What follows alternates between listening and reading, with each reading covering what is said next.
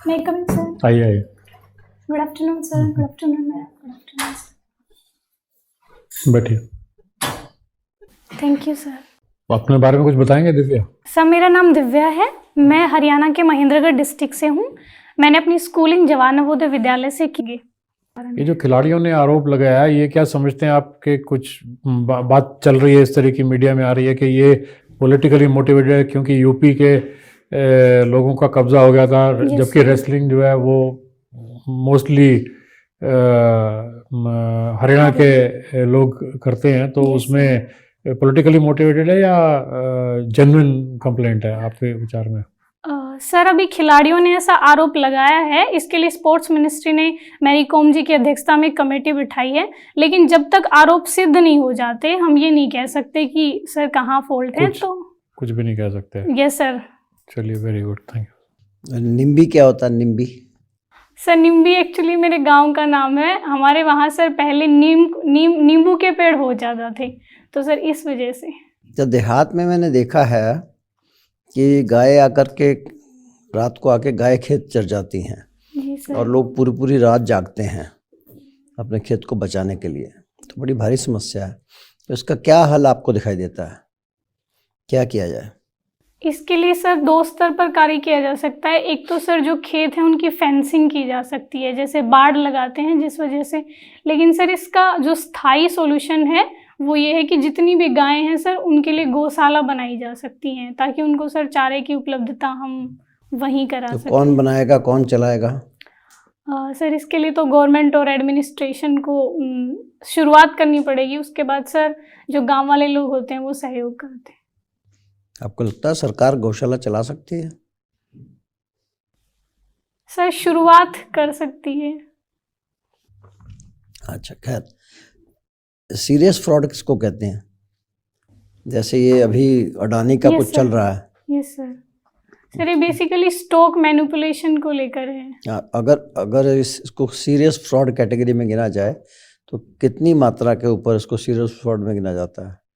Sorry sir, technically 100 crore के ऊपर हो जाए तो सीरियस फ्रॉड कहते हैं। Okay sir. अभी भारत चीन के साथ जो आबादी के मामले में क्या हुआ कुछ? सर 2024 में भारत सबसे बड़ी जनसंख्या वाला देश बन जाएगा और चाइना की ग्रोथ रेट सर लगातार घट रही है उनकी पॉपुलेशन की। तो जो आबादी है इसकी क्वालिटी को कैसे नापा जाता है? मतलब क्या क्या पैरामीटर्स हैं जिससे बताया जाता है कि भाई इनका जो ओवरऑल हेल्थ है वो अच्छी है? सर इसके लिए ह्यूमन डेवलपमेंट इंडेक्स है। उसके मुख्य आइटम क्या है उसमें?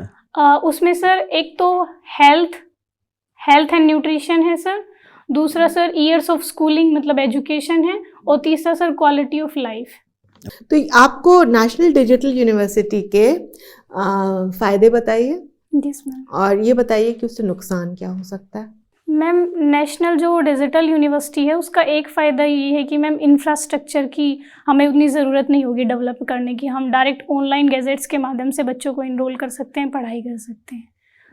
और दूसरा मैम ये होगा कि हम हाइब्रिड एजुकेशन शुरू कर सकते हैं इसके माध्यम से। लेकिन मैम इसका नुकसान ये होगा कि हमारे भारत में डिजिटल डिवाइड बहुत ज़्यादा है, तो ma'am rural background, urban background और महिलाओं और पुरुषों के बीच का जो डिजिटल डिवाइड है वो पहले हमें कम करना होगा, ताकि सब तक। तो वो तो शॉर्ट कमिंग है ये गोल को अचीव करने के लिए कि हम रिमोट से रिमोट जगह तक पहुंच पाएँ उसमें, और हर भारत की पूरी जनसंख्या तक इसका फैलाव हो सके, उसके शॉर्ट कमिंग है। लेकिन इससे क्या ऐसा हो सकता है? जी मैम, इससे ये हो सकता है कि पर्सनैलिटी डेवलपमेंट थोड़ा सा मैम बच्चों का कम हो सकता है, क्योंकि जब बच्चे एक क्लास में बैठते हैं तो वहाँ जो सोशलाइजेशन होता है मैम, वो शायद हम अगर डिजिटल यूनिवर्सिटी पे पढ़ेंगे तो उसमें थोड़ी कमी आ सकती है। लीडरशिप से आप क्या समझती हैं? मैम, लीडरशिप बेसिकली एक ऐसी क्वालिटी होती है जिसमें कोई लीडर मैम भूतकाल का विश्लेषण करके भविष्य की समस्याओं को समझते हुए वर्तमान को एक नई दिशा दे सके।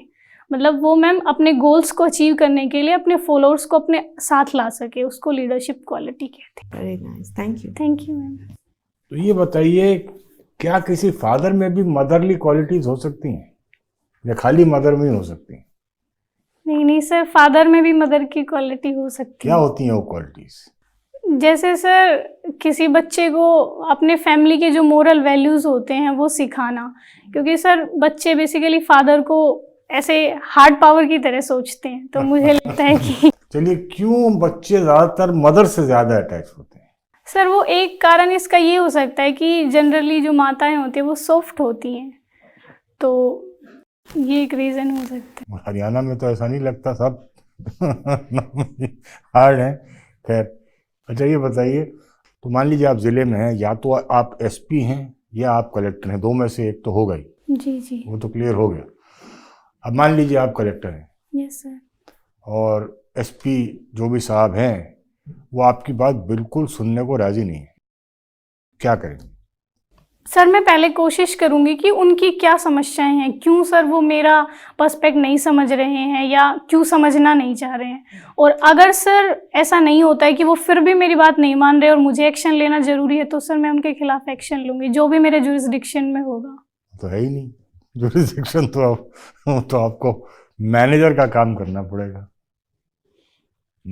चलो, thank you very much. Okay, thank you sir.